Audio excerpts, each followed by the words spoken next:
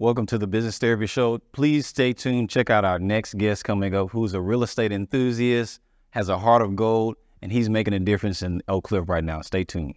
With over 17 years of experience as an entrepreneur, Brandon Powell knows what it feels like to struggle while navigating the market.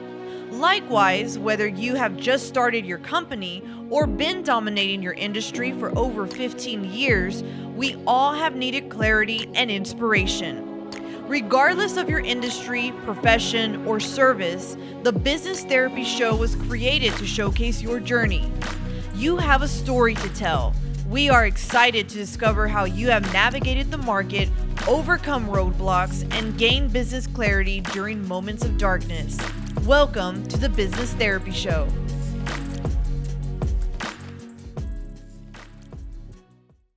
Welcome to the Business Therapy Show with Brandon Powell. I'm your host. I'm super grateful to have our studio audience here today and a very special guest, Mr. Hugh Goree. Hello, sir. How are you? All right. Got a good firm grip there. Of course. Today, we're just grateful to have you. The story of the Business Therapy Firm and the Business Therapy Show is about the journey of just finding clarity in life. And as a business therapist, I focus on business, but really, most of the things that I found to help me be more successful in business started from personal. Yes. And my journey, within my journey, there was some darkness. There were some times that I could not see clear, and people helped me along the way. So I want to hear your story today, and our audience here would love to hear from you. I affectionately call you Dr. Hugh Goree, and also the $1 billion closer, in which we'll explain more context of that. So let's jump right in. Can I ask you a couple of questions? Sure, of course. Of course, you wouldn't be here if you didn't agree. Oh, with that. that's correct. My first question is, who is Hugh Goree, and what has been the most exciting part of your journey? You know, Brandon, when I read that question, I actually called my partner and said, Sherwin, I said, how do I answer this question? Who's Hugh Goree? And he gives me the cliche story. And I'm like, no, I have to be authentic about who I am. And I would say that I'm just an ordinary guy from the South who grew up with a great family in a bubble, of course. And, you have to leave the nest and you go out and you find out what the reality of the world is. Not everything is like butterflies and bubbles and everything. So I have been through, the trials and tribulations, the trauma, and learned from it and realized that the good and the bad, optimistic, pessimistic, that's who I am. And I embrace it, and it makes me become a full person. I love it. The reason I queued that question up the way I did, because ending it with what's the most exciting part of your journey, because most of us have experienced some scars, some trauma, drama. Some of it may have been as recent as last week. But I wanted to focus on the exciting part because that's who we're becoming, hopefully. Correct. And so what would you say that stands out for you that's been the most exciting part of your journey? I would definitely say the transitions. Okay. You can do like a consistent 6 months to a year of the same monotonous things happening again, but every transition, there's a lesson to be learned. And I can say that I was in DC for 15 years on a consistent basis. And then when I realized that I belonged somewhere else, I ended up in Dallas, Texas. And that transition has put me on a completely different level of realizing who Hugh Goree is. Mm-hmm. Yeah, I remember you sharing that you were in DC, and the culture is a little bit different. Very different. Talk to me about how's it? What drew you into Dallas that was different in DC? I came during the COVID and during the COVID pandemic, and it was, I felt free. I didn't feel like I was in a rat race of continuously the same everyday experience. So I came to Dallas, and my sister was showing me all these different places and these different restaurants, and I'm like, wait, so the country didn't stop? The world didn't stop? So for me, coming to Dallas was like just revitalizing my life again. And I knew that I would move here, and I said 3 months I'll be here. Within 3 months, I moved to Dallas. Yeah. Well, in Texas, They're not gonna let you. They weren't gonna hold on to that the mask Yes. mandate for too long. It was it didn't take long before we were getting more accustomed to trying to transition back into regular life as much as we could. Okay, all right. So that's really interesting. All right, my next question for you is how has this is a deep one. Are you ready? We're We're going out of the We'll see. the kiddie pool. We're Okay. going into the Let's 8 go. feet. Oh, I'm ready. How has failure helped shape your skills in life? Well, I would say that a failure is pretty much the same thing as an accomplishment. It all depends on how you actually look at it. Like, not everybody is born with the ability to be that expert. Some people have to be molded into becoming an expert. Yeah. And I think that failing and looking at it like, okay, this is a learning lesson for me, is the same thing as accomplishing something. Either way it goes, if you're looking at it from a perspective of being optimistic about your development, then you have the opportunity to say, this was a slip up, but I learned something from it and I can move forward. So that's why I think that failures and accomplishment aren't that much apart from each other. That's interesting. I think that's a very unique perspective. Have you always had that perspective? Of course not. Of course not at all. Because before I would allow a failure to completely affect me emotionally, and it would cause a stop and to create more fear and everything. But as you grow and as you understand who you are and you develop yourself as a person, you'll realize, hey, I was supposed to experience this so that the next time it comes around, I won't necessarily feel as though it was a failure. I feel as though it was a learning lesson. And for those that are watching in our live audience, they may be deceived because they don't know you're actually 27. Not at all. I remember when I was 27. It was like 27 years ago when I was 27. So Yeah. for our, just go ahead and shock them because it always. I've been around you a little bit, so I've seen people be very surprised when they learn your real age. Well, I think the people that are my age aren't surprised that I'm my age. I think it's usually people that are younger that are surprised at my age. So I'm 54. Well, I'll be 54 November 5th. So just waiting for that Yeah. Well, it's transition. to me, it's very inspiring because you have this unique ability to be very relatable. I described you have the ability to be a kind of a confidant. You can be trustworthy, but then you'll have moments where you say, "Hey, man, my knee hurt," and then I'll remember. Oh, wait a minute, Thank you. he needs some BC powder. Yeah. Like last night or yesterday, this morning I woke up and I'm like, oh, it's my hip or my lower back. Or one or the other. Or one or the other, on both. Yeah. So, But yeah. how did you develop that? Would you say that's a skill or mostly your personality where you can still be relatable without trying to look like you're trying to fit in? I don't know. I think because I grew up with like 9 uncles and aunts. I'm the first son, first grandson, first great-grandson. So I grew up with all these different personalities and age group that I just fit in automatically. And I never looked at someone like, oh, they're 55, so I shouldn't talk to them. I always looked like, oh, this is another person. Let's communicate and see exactly what I can develop, well, how I can develop and what they can teach me. So that just created my ability to be relatable to anyone. Okay. Very interesting. Okay. Next question for you. This one shouldn't be as deep. I'm gonna take it easy on you.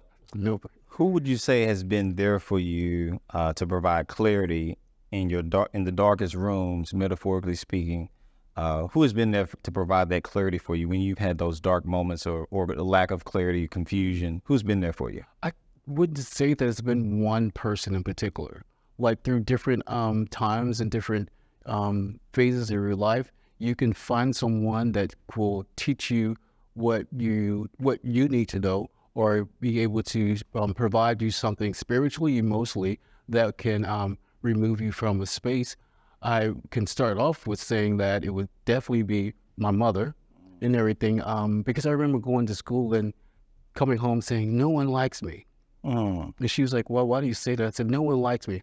Well, what I didn't realize is that because I grew up with adults, that I wasn't acting like a child. Like I wouldn't swing. I wouldn't get on the merry-go-round. I wouldn't do any of that. You missed out on this. I did because I thought I was an adult. I thought I was a little man. Okay. So with that, I wouldn't really play with the children. So I would come home crying. Okay. And then she would teach me like, okay, well, what you need to do is be more relatable, open up more. Well, so it started from there.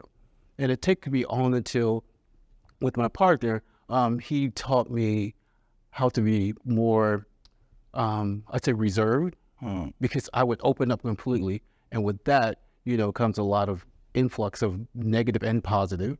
So that would create like a dark space or something depressive. So he taught me to be more reserved.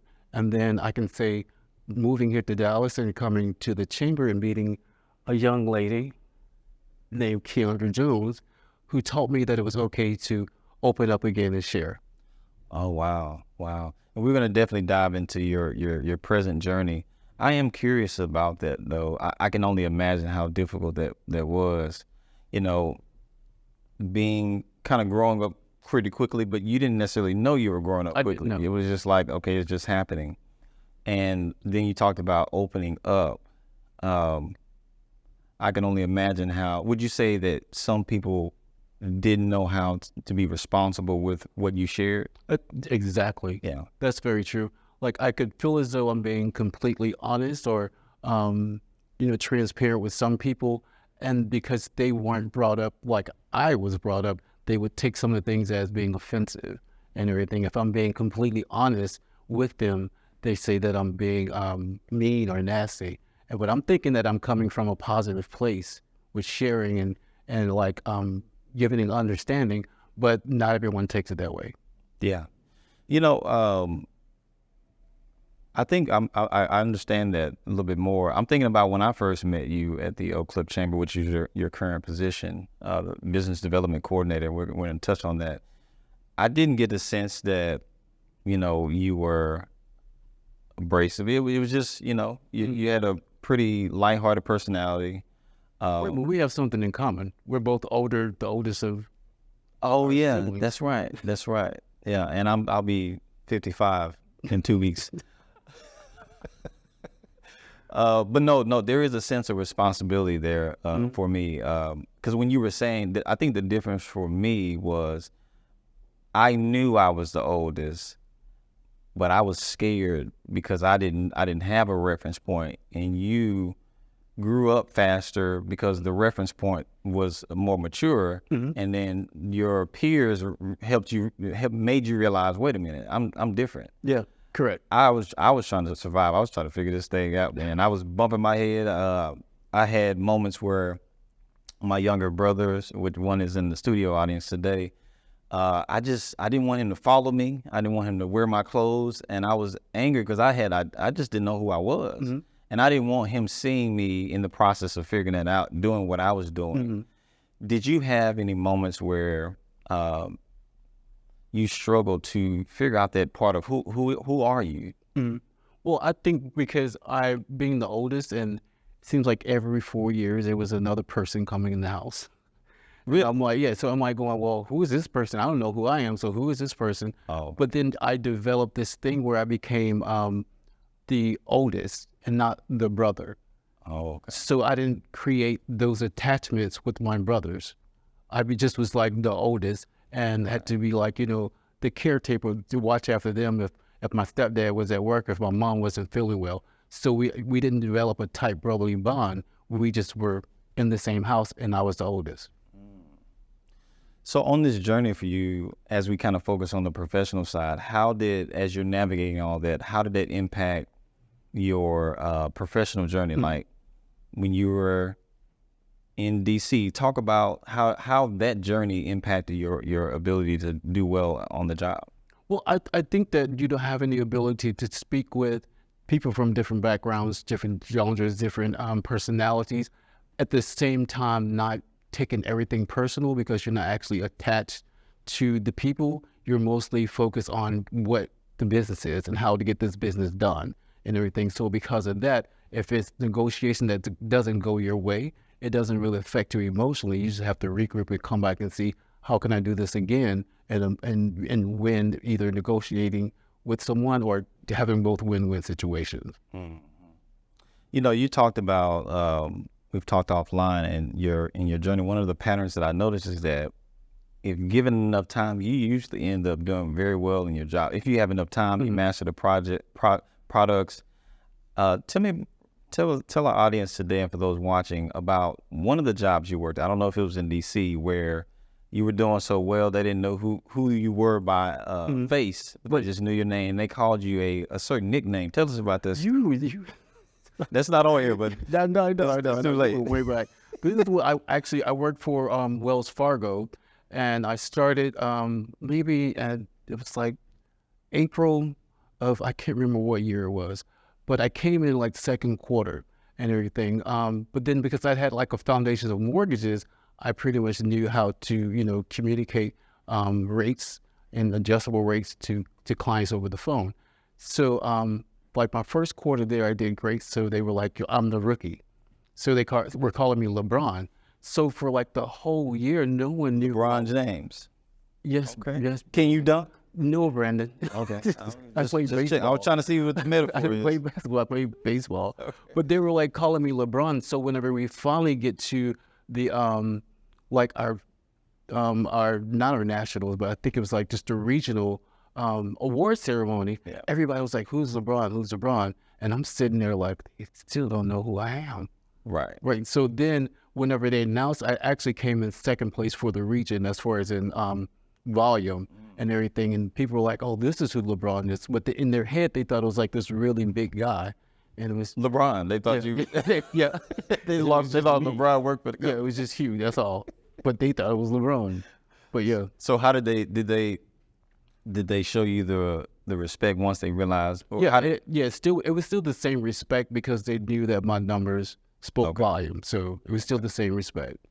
What would you say has been the if it's that one, then that would be good. But is there a position that you've worked where you felt like you were just able to dominate and do really well and got comfortable in? I can say whenever Wells Fargo, whenever the whole mortgage industry or real estate industry crashed, I moved back to South Carolina, and someone was looking for me. So when I went to high school with Lamont Glasgow, he was like looking for me, and I was like, "What are you looking for me for?" So he opened his own mortgage company.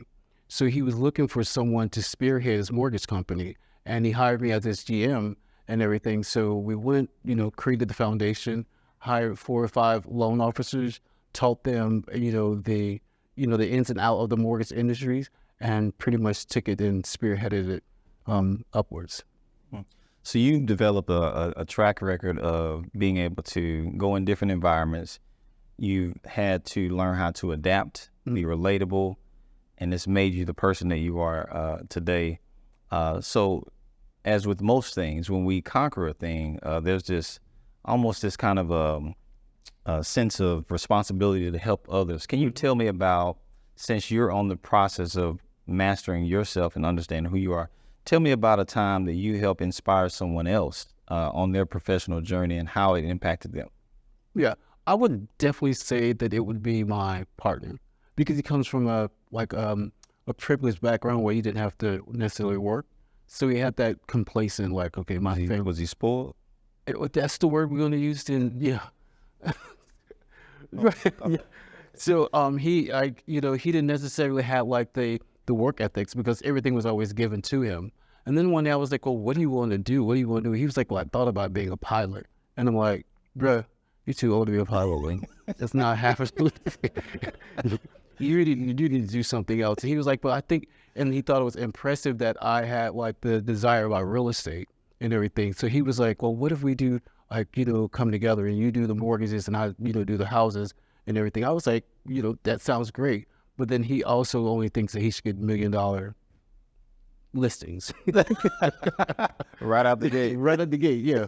So I would say like with him, like that would be my answer to inspiring someone. Yeah. Well, that's good. I'm grateful that you, even when we met at the Oak Cliff Chamber, I just felt a sense of, just this inner joy. And of course, as we've gotten a chance to get to know each other even more, I understand that there's a responsibility to get up every day, even if you don't feel like it. I'm sure there's days when you don't feel like it, but you try to give your best, and that's commendable. Thank you. So with that being said, talk to us, for those watching in our audience today.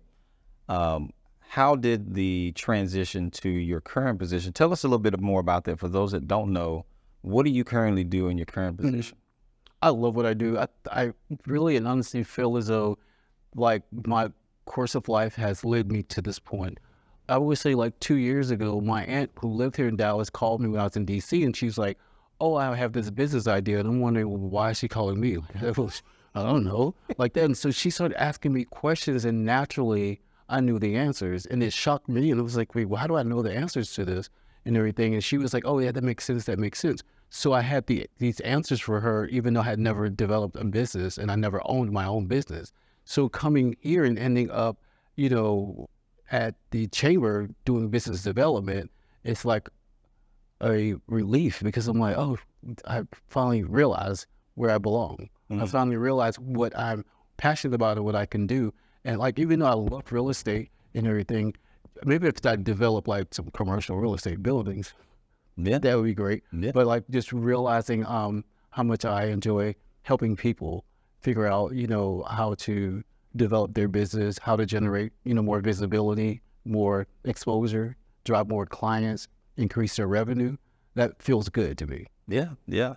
You know, and with your position being at the Oak Cliff Chamber, which is in Oak Cliff, and it's not the Black Chamber, it's the Oak Cliff Chamber. Of course, we understand. We want to create the clarity for that.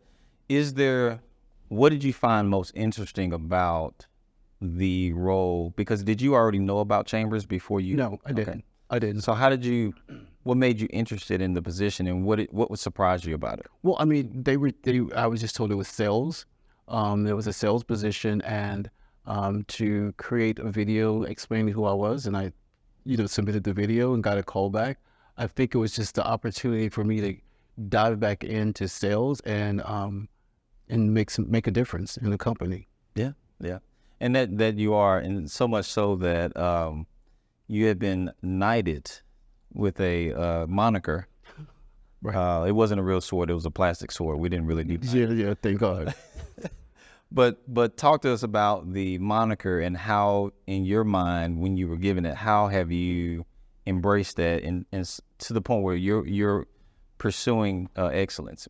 I think that like whenever I was given the $1 billion closer, I wasn't thinking, oh, I'm about to close $1 billion.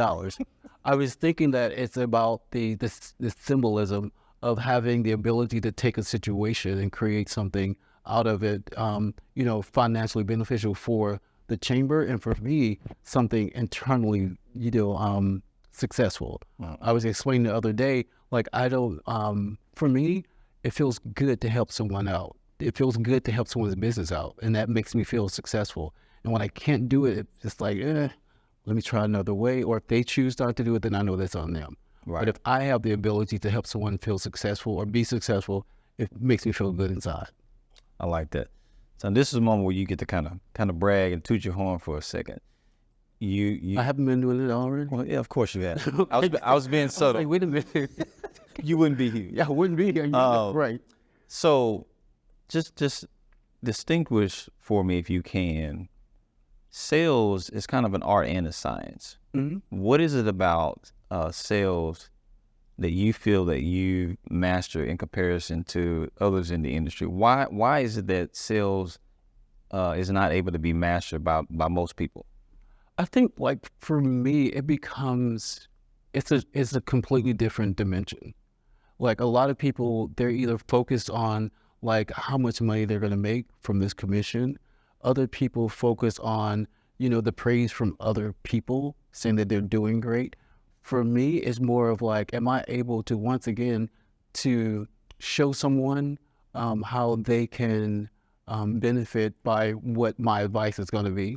And that makes me feel good. And because I'm following that feeling and following that passion every time I want it, it becomes addictive and everything. So I think that's the difference. Like, you can follow money all your life and not be happy. You can, like, you know, look for the praise of other people all your life and not be happy. But if you're fulfilling that thing inside and makes you feel good, then that's what you should always do. I agree with that. I think that's very important because it shows in the way you interact with people. If you are only focused on the sale or you're desperate to make some money, people can feel that. Mm-hmm. Yeah. Yes. I'm sure you've had that happen before. What would you say has been the most fulfilling experience for you this year? I would say whenever I realized what to grasp onto the product. Once you're able to grasp onto the product, you're able to master the art of the sale. And a lot of people think that just because they can talk, that they have mastered the art. And that's not so. You have to be able to know what it is you have in your hand, and you have to follow that through with what's coming from inside to master the art of the sale. Yeah, I think that's a great point. Let me tie this back into the theme of this show. Now that you've been on this journey of finding clarity for yourself, we're talking about sales and a product, but really, I'm likening it to a flashlight for the people on the other side of that table that you're talking to that have a business or a budget and they want to get a membership. It's not just about the membership. No, it's not. You're choosing to see them, what their needs are, finding the dark areas that they don't have clarity in, and showing them, hey, here's how this item here or product or service can meet that need. That has to feel special for you. Can you talk about a moment with a particular membership that seemed difficult at first, but then you ended up, well, none of your sales are difficult. My apologies, because you're the $1 billion closer. But can you talk about one of them that was a little bit hard for you and how that felt? I would definitely say it was a bank. Oh, I know which way. Okay. Yeah, there was a bank who came in, and they were new to the area, and they were looking for, looking to join the chamber in the southern region, and came to Oak Cliff. I had a brief conversation on the phone. There was an understanding. Then we had to, I guess, have a Zoom call because there wasn't an understanding. Then we had to meet in person because they still didn't have an understanding, and I couldn't understand what they weren't understanding because I thought we went step by step. And then, the president's like, well, why do they keep want to come here? And I'm just like, I don't know why they keep want to come here. I thought I gave them the understanding. Right. But what really ended up happening is that they wanted to make sure that they liked the people at the chamber. Okay. And so once they got to meet the people of the chamber and they got to experience like how we do things at the chamber and saw that, oh, well, this is going to be, a plus, we get to, generate more visibility and still attend like awesome networking events and have fun. So I think that transition for me was like, okay, now I can do almost any deal that comes to before me. Yeah, I think that's a great point. Well, I mean, I'm grateful that you're on this journey, and I want to encourage you to continue to shine that light of clarity. Obviously, make sales, enjoy a good living for yourself as much as you can, but continue to shine that light on those business owners. How can people get in touch with you? Can you give us the website? And also, I know you've been doing great on LinkedIn. Showcase the LinkedIn. Yes. Tell them how we can get. Of course, it's membership at oakcliffchamber.org. On LinkedIn, I'm Hugh Goree, Hughgoree. I don't think there's another one. You can hit my cell phone, 202-425-0020, and I'm available 24/7. All right. I didn't say 365, though. Well, just for clarity, he didn't say he would answer 24/7, Right. But you can text him. Well, thank you guys so much for tuning in. This is Brandon Powell with the Business Therapy Show. It's an honor to have our guest, Hugh Goree. Stay tuned for opportunities to sponsor or be a guest. Feel free to reach out to us. We look forward to seeing you and continue to shine the light for those that are not having clarity. And until next time, we'll see you.